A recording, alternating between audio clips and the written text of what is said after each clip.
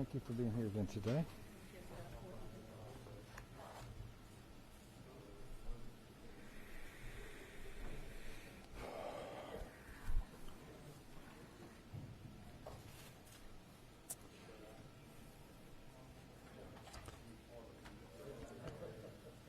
Good afternoon, everyone, and thank you for your continued coverage. For everyone watching, I pray that you and your families are safe and well. What I can tell you is that the last couple days have not been good for our state, and for the next several days and weeks, they will not be easy either. But I can assure you that we will get through this. Obviously, our focus since the early hours of this morning, after the hurricane passed through, has been on search and rescue missions. Saving lives is the number one priority.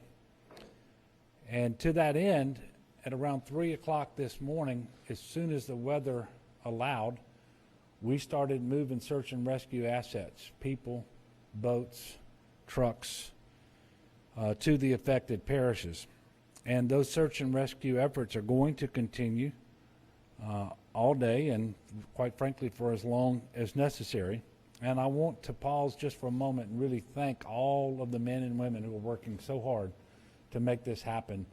This really has been a partnership between the local level first responders, states, the federal government has put assets into this effort as well.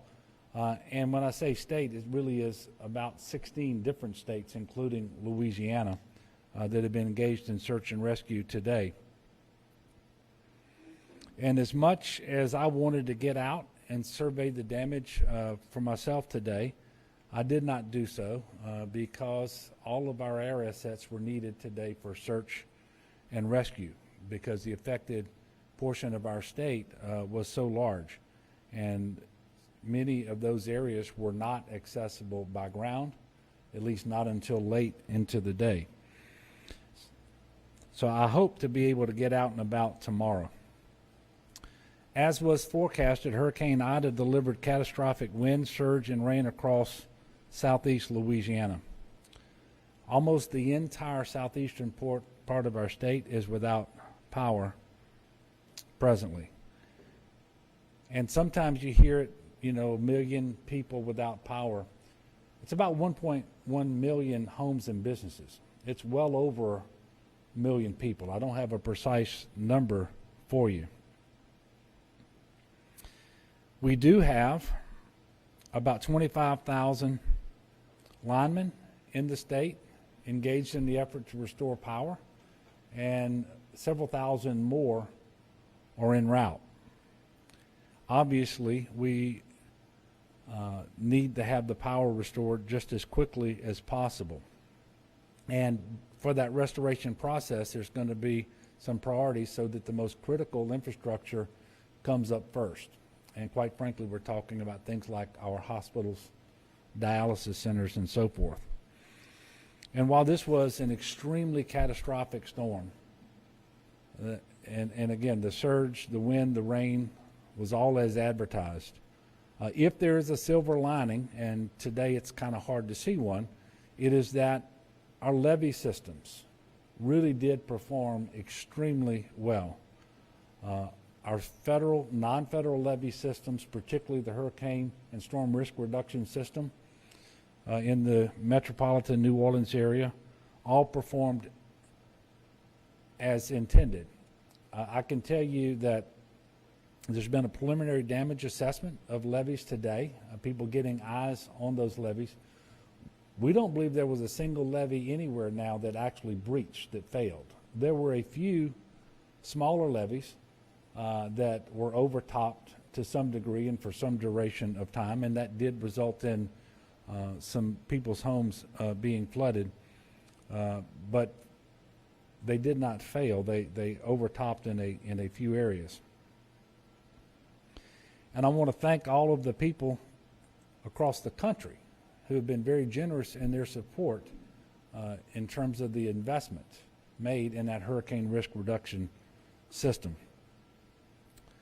CPRA is working to deploy portable pumps and flood fighting assets to Lafourche and Plaquemines Parish, to St. Bernard, to Lafitte, to Laplace, to Grand Isle, and to St. Charles to assist with some dewatering efforts that are necessary.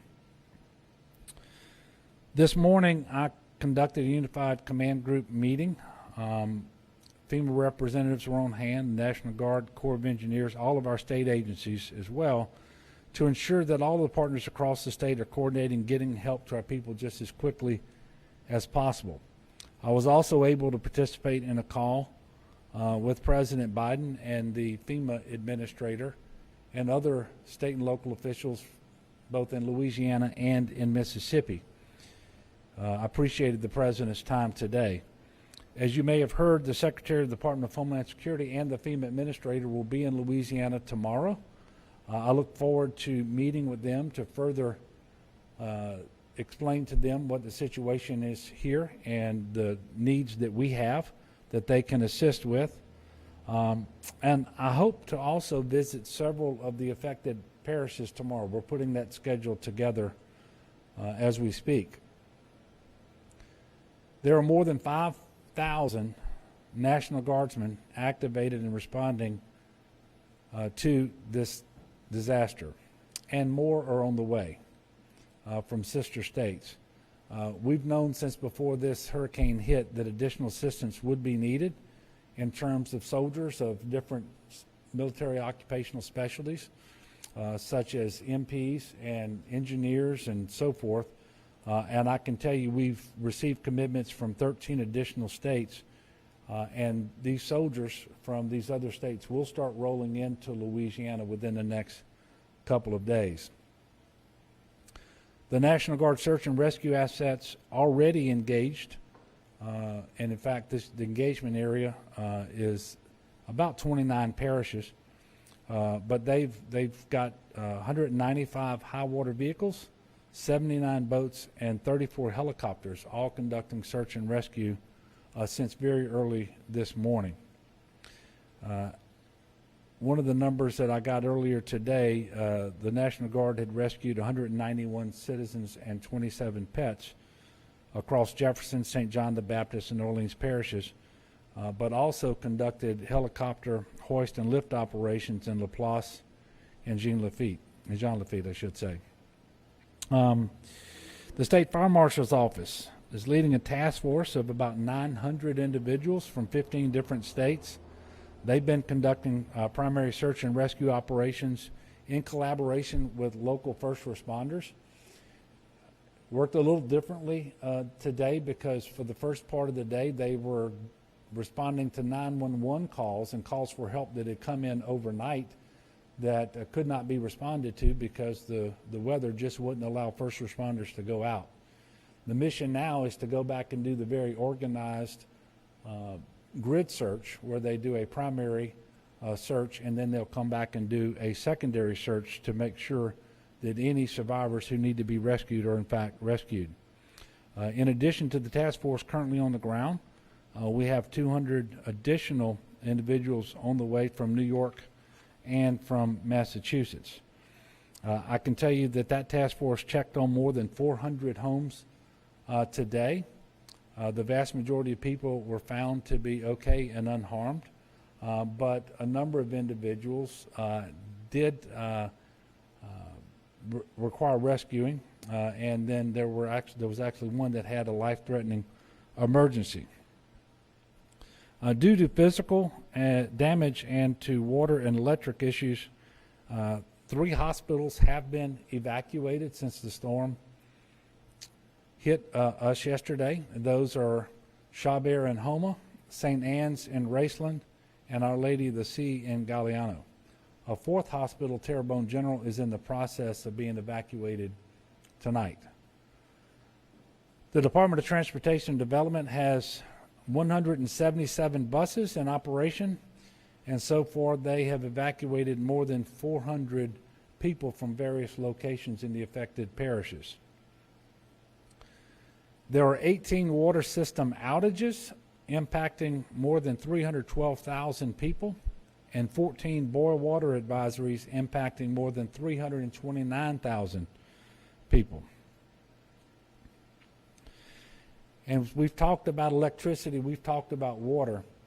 It's pretty clear that if you have evacuated, now is not the time to return unless and until your parish informs you that it is okay to do so. Businesses aren't open, stores aren't open, schools aren't open, and quite frankly, we need to put as little demand on our water systems and on our electric grid as possible. So please, before you return, contact your Office of Emergency Preparedness or listen to the guidance that's being issued by your parish. Tragically, we can confirm one storm-related death so far, a 60-year-old man from Ascension Parish who died after a tree fell on his home off of Highway 621. And it's a good time to remind people that just because the storm has passed, it doesn't mean the dangers have not. As we've talked about before, in almost all of these storms, more people are killed after the storm passes. So with all of the people without electricity tonight and for some time to come, there will be a lot of generators in use. Please make sure you operate those generators outside in a well-ventilated area away from your home, not under windows and doors, not in crawl spaces or garages. Carbon monoxide poisoning is absolutely deadly. Please pace yourself when you go out to clean up your yard or remove debris. Heat indexes will reach 100 degrees or more over the next 2 weeks at least. We're also asking that you don't get on the road unless it is absolutely necessary.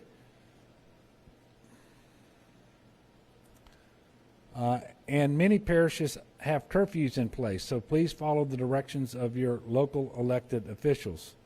There are currently 76 weather-related road outages. DOTD crews have been out since very early this morning assessing roads and clearing those roads of debris, principally things like trees that have fallen on the roads because of the high winds. And I can tell you that I-10 westbound in the capital region is open. However, I-10 is closed in Ascension Parish due to downed trees that have not yet been removed. That work is ongoing. Crews are also working to clear portions of I-12 that are blocked in multiple areas. Because of runaway vessels in Bayou Barataria, Kerner Bridge in Jefferson Parish in the Levees area is damaged to the point where it will be closed for some period of time. If you have to get on the road, please check 511la.org for road closure information and other travel-related information as well. It is still the case that there are downed trees and power lines and other debris and standing water as well on many roadways in southeast Louisiana. As of 2:30 today, there were just shy of 2,000 people sheltered in 36 different locations across Louisiana. For the latest shelter information, text LA Shelter to 898-211, or you can call 211. I have to keep reminding people that whether we like it or not, we're still in a COVID environment. It is a very difficult COVID environment where 100% of our cases today are attributable to the Delta variant, which is highly transmissible. So please make sure that that you're as safe as possible wherever you are and whatever you're doing.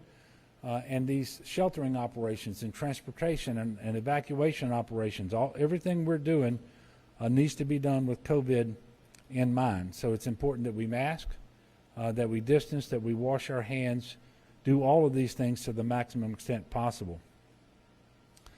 Last night, President Biden approved my request for a major disaster declaration. We made that request yesterday before lunch, and he approved it last night. And I want to thank him for his prompt attention and his favorable response to that request. Specifically, he granted to Southeast Louisiana individual assistance and public assistance, as well as Category A, which is debris removal. And for the state as a whole, he granted Category B, emergency protective measures. The Category A and B is for 100% federal cost share for 30 days from the start of the incident. For the public assistance is at 75% for the federal government. I feel quite certain we will cross the threshold necessary to request that be increased to 90%. All of this assistance is going to be extremely helpful because people can now register for individual FEMA assistance if they live in one of the affected parishes. Already, more than 18,000 people have taken advantage of the opportunity to register for individual assistance. And so if you live in one of the following parishes, please register for FEMA aid if you were impacted by Hurricane Ida. And those parishes are Ascension, Assumption, East Baton Rouge, East Feliciana, Iberia, Iberville, Jefferson, Lafourche, Livingston, Orleans, Plaquemines, Point Capee, St. Bernard, St. Charles, St. Helena, St. James, St. John the Baptist, St. Martin, St. Mary, St. Tammany, Tangipahoa, Terrebonne, Washington, West Baton Rouge, and West Feliciana parishes. For many people, the fastest and easiest way to apply for FEMA assistance is by visiting disasterassistance.gov. If it isn't possible to apply online, you can call 800-621-3362. The toll-free telephone lines operate from 6 a.m. to 10 p.m. 7 days a week. And I know that cell phone coverage has been very spotty today. Electricity is practically non-existent for most people in Southeast Louisiana, and so the internet may be a problem. But you have several ways to register for aid, and certainly you have an extended period of time in which to do so. But as soon as you're able, and if you've been impacted by the hurricane and live in one of these parishes, we encourage you to register for aid. The Division of Administration has also announced that it has closed state offices tomorrow in the same 25 parishes. We will let you know if there are additional closures in the future. In closing, I want to ask the people of Louisiana to do what you always do best, and that is to be a good neighbor. Take care of yourself. Take care of your family. Reach out to the elderly couple next door across the road. Make sure that to the extent that you can, you're checking on family members who may be elderly or have special needs. There are an awful lot of unknowns right now. There are certainly more questions than answers. I can't tell you when the power is going to be restored. I can't tell you when all the debris is going to be cleaned up and repairs made and so forth. But what I can tell you is we're going to work hard every single day to deliver as much assistance as we possibly can. And I can tell you we're going to push Entergy and all the other electric companies to restore power just as soon as they can. And they are busy doing that, again, with more than 25,000 linemen on the job as we speak. Those linemen, by the way, come from 22 different states. Can't tell you when your cell service is going to be restored if it's currently out, although I can tell you that AT&T made tremendous progress earlier this afternoon. And so hopefully your cell phone coverage is back or will soon be back. And I know that cell phones have become the preferred method of making phone calls for many people. There are a lot of individuals who don't even have landlines, and this made communication very difficult and frustrating today. Not just difficult and frustrating, but if you needed help, it might have been very difficult for you to call for that help. But we do believe that this situation is going to improve very, very quickly if your phone service hasn't yet been restored. And I know that a lot of people out there are tired. And sometimes this can be, too much to bear. It's a lot to deal with. But I know the people of our state are stronger than the strongest of storms. Our spirit is unbreakable. And we're going to embark on this road to recovery together. Don't know yet if we will have a press conference tomorrow. I do hope to visit, as I said, with the DHS Secretary and the FEMA Administrator, and then travel across southeast Louisiana and visit several of the parishes as well. And we may just make ourselves available to the press as we make those stops, or at least one of those stops, as we travel. But we will give you more information later. So at this point, I'm going to pause and take questions. We've got a lot of people here who can answer questions and so forth. And so if you feel like you need to direct a question to one of them, please feel free to do so. And certainly, if I feel like one of them would be better able to answer a question, I'll ask them to come up and respond. Yes, sir.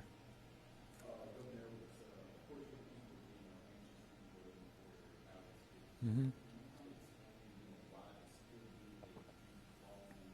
Yeah. Yeah, and look, it's very difficult to be without power, whether it's because you want lights or an air-conditioned home, or because you're trying to run a business, or you're trying to run a hospital or dialysis center and save people's lives. The storm came through yesterday. It exited our state very, very late yesterday, almost still at hurricane strength. It tied for, as best we can tell, the strongest hurricanes that have ever impacted the state of Louisiana. The winds were extremely strong and sustained at 150 miles per hour for a long period of time. And I've been seeing reports that gusts got into the 170s, maybe the lower 180s in different places. This wreaks havoc on infrastructure, and that includes on the electric grid. There are 8 transmission lines that feed the New Orleans area. All of them failed.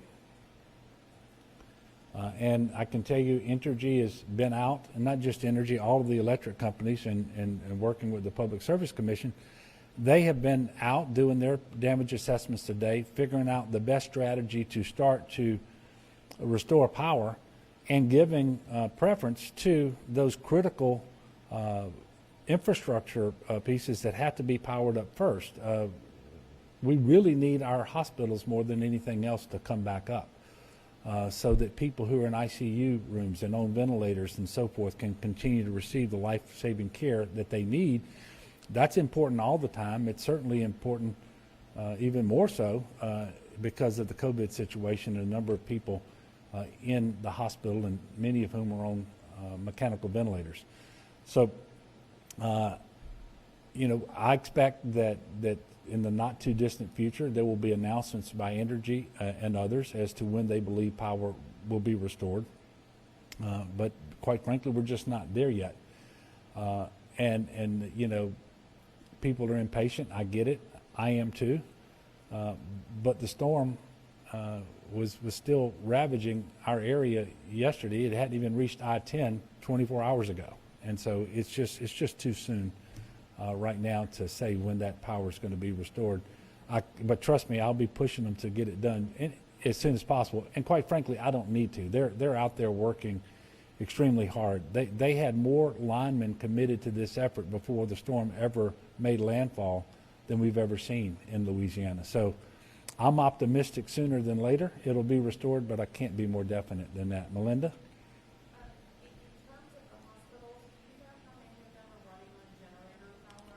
Yeah, a bunch. I didn't, and I have received that information. I didn't bring it, but I can tell you in the LDH regions 1, 3, and 9, an awful lot of the hospitals are on generator power. And there may actually be a couple left in Region 2 here in the Baton Rouge area, although the power has been coming back on here fairly quickly. And this is a real issue for us, and we're working very hard with LDH, with the Corps of Engineers and the Public Service Commission, so that restoration of power to the hospitals is prioritized, but the Corps of Engineers is helping FEMA and GOSEP work to make sure that we are putting technicians at all of these hospitals to keep these generators running as long as possible, but also to identify exactly the size generator that is needed so that we can get a backup on site in case that one should fail and we need to transition to a new generator. These things are happening as we speak, and I'll get you a better number than a lot of them, but for now I can just tell you it's more than not. Yes? From your vantage point, can you help explain the scope of the search and rescue efforts that remain? Yeah. What's outstanding? What do you all need to do? Yeah, well, so search and rescue, typically when the state forces come in for the urban search and rescue, we go in and do a grid search where we're going to go and search every single home on every street, and we do that primary search. And then that's done pretty quickly to try to figure out whether someone is in the house and so forth and needs assistance. And then to make sure that we've adequately covered the area, we'll go back and do a secondary search. Well, what we did most of the day today was try to catch up on the 911 calls. So we were actually partnering with local authorities and going out and doing search and rescue at individual addresses where we know people had called for help. And so that occupied most of the day. And I'm looking over, I don't see Butch, but the Butch Browning, the state fire marshal, leads this effort for us, and so that's what we're doing now. We're going to have to transition into that grid search that I just mentioned, and because we have so many populated areas in southeast Louisiana that received such damage, whether it was from the wind or from the rain or the storm surge, this is going to take quite some time. It's why we have so much of our National Guard dedicated to it, while we have this 900-person task force with more on the way, because we want to make sure that anyone who is in their home who needs help is going to receive it, and they got to receive it in a timely fashion. Yes, ma'am. Have you been in contact with the people in Grand Isle? Last Yeah. we heard there was still some trouble, obviously, getting to Grand Isle. Do you know if anybody's Yeah, there have been some rescues made from Grand Isle.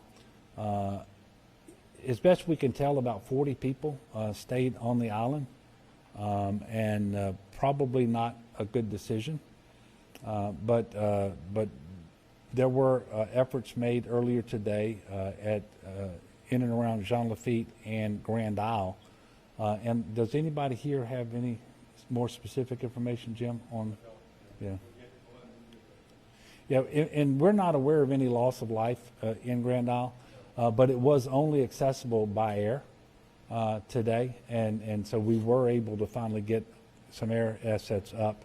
And I know that we've been able to get some people on the ground to inspect facilities there as well. And so I'm quite certain that any needed rescues have been made, and we will get back with you if for some reason that's not the case. Yes, sir. This morning on Nation, you mentioned that you expected that toll from Yeah. the price considerable. Can you talk about why you made that comment? Yeah. Or also ask the authorities in response if they had any sort of death toll or any sort of fatalities that you reported in on for the silence. We're wondering, Yeah. Well, first of all, any additional deaths would be unconfirmed, and until a coroner officially confirms the death and attributes that death to the hurricane, I'm not going to get in front of them. I will just tell you that I had a number of conversations overnight and today with parish presidents and other officials who believe that the death count attributable to the hurricane will go up because they see catastrophic damage in certain places that they have every reason to believe were inhabited at the time the damage occurred. And it is certainly possible, and I'm praying for it, that by some miracle, individuals had left or did survive, and so forth. But I think that's what you're hearing out there, and I would be surprised, but obviously very pleasantly surprised if the confirmed death toll doesn't go up considerably over the next couple of days. But what we want to make sure of is that the death toll doesn't go up for things that are entirely preventable, like carbon monoxide poisoning, like heat exhaustion, like falling off the roof, or injuring yourself when you use a chainsaw, or driving into water, something like that. That's typically where we see the most deaths associated with a hurricane. It's in the recovery, not in the actual storm itself. Melinda? Are there places where y'all are still concerned that there is a potential for new flooding? I know obviously the water is still rising in some places, but are y'all seeing that in like Ascension, Livingston, any other areas where there are points of concern? No, and one of the good things about a hurricane, and there aren't many, is that when the hurricane passes, the wind changes direction, and it'll blow the water out, just like it blew it in, and we saw that happen. And so in most places, the water began receding pretty quickly. Now, there are a few areas where they received a lot of rain inside protected levees where that water isn't going to drain out, and it ultimately has to be pumped out, and there are some pumping issues even in New Orleans, but we're very pleased to say that New Orleans actually withstood the rain quite well, and no storm surge got into that area, and so very limited number of structures actually took on any water in New Orleans, but there may be some pumping that's needed to get that water in the Lakeview area, for example, out and back into the lake. The other thing that's helping us is the weather forecast today from the National Weather Service doesn't call for a great deal of rain over the coming week. And so we are going to dry out as well. And might there be an isolated area or two where, something could happen and there be a little more water than they currently have? That's always possible, but that's not something that we are particularly concerned about at the present. Yes, sir. Governor Edwards, we've seen destruction to this magnitude in years ago in Charles, and now we're seeing it again in Lane Howell, New Orleans, and other parts of the state. Honestly, for the U.S. government and the state, what is your reaction to this? Honestly, how do you feel? And when you tell the people who are crying out for help, we need that reassurance that everything will be okay. Yeah. Well, first of all, this is a tough blow. I mean, but things are going to be okay. It's hard to see that today. But we are going to get through this, and we've been through these times before. We're going to get through this one. One thing I can tell you is nothing is ever perfect. It doesn't happen as fast as you want it to happen, and it's a very little consolation to someone that the levees held up if in fact their homes took water. And if your home didn't take water, but you lost your roof or your walls because of the wind, but at the end of the day, this was a catastrophic storm. We're going to work as hard as we can every day to make people's lives just a little bit better, to deliver all of the assistance that we can possibly deliver, and to do it as soon as possible. And we're here less than 24 hours after the hurricane passed through our state. We're still in a search and rescue mode. We're not recovering yet. We're still responding and trying to save lives. And then we will be transitioning into to the response mode as well. But I just want to reassure the people that we are going to get through this. And we're a good, strong, resilient, faithful people. And we know how to be good to one another, no matter what our political philosophies might be or divisions we might have about other things. When it comes to natural disasters, we do see one another as brothers and sisters. For me as a Catholic Christian, brothers and sisters in Christ, and we respond that way. And that's going to continue, and we're going to work just as hard as we can every single day. But it isn't going to be fast. and it's not going to be perfect.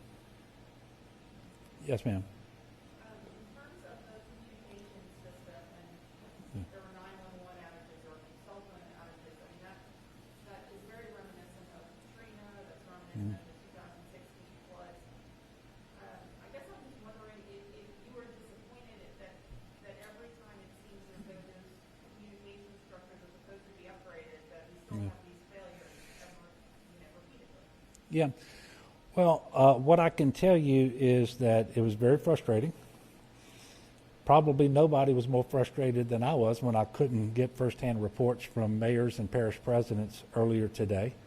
But I think you're going to see one of the differences is that we had enough redundant means of communication that we never lost all communication. For example, when the email system went down, we couldn't do the web EOC requests that we typically receive from the parishes, but we very quickly had a workaround where they could continue to request assistance. Another difference, I think you're going to see these systems back up much, much quicker. I haven't confirmed it yet, but on my way in, I got a message from AT&T, and they believe their system is back up. And since 911 systems in many cases are pegged to that system, I think you're going to see that that's back up. So things are coming back up much faster than we've seen before as well. But yeah, it's frustrating because you put in communications infrastructure to assist you all the time, but especially when you have a disaster. And when a disaster, renders that communication ineffective, it is extremely frustrating. But we have enough redundancy in the system, and the system is hardened enough that we can get it back online much faster. And I expect that right now, for example, the overwhelming majority of communications that need to take place are absolutely happening between GOSEP and all of the parishes. Well, look, thank you all very much. I do appreciate you all for working to continue to provide coverage for this. I do want to ask one more time for the people of Southeast Louisiana to do everything you can to follow the guidance that you're given from your local officials. Make sure you are aware of and that you conform to whatever curfews may be in place, that you don't come back until it is safe for you to do so. And that you'll actually have some of the basic necessities of life, like electricity and water and so forth, and that we all check on our neighbors and our family, especially those who are elderly or have special needs. And then let's work together and let's lift one another up in prayer. We're going to get through this, and it may not seem like it, but every single day will be a day where we take a step forward. And we will be making improvements. And that's going to happen all across Southeast Louisiana with the partnership of the federal government and the state and all of our folks around the various parishes, especially those local first responders and the volunteer groups, the faith-based organizations, the nonprofits, all of whom step up and move extremely fast, and that's all going to come online very quickly too. So thank you all very much. We will announce our next press conference at some point in the future.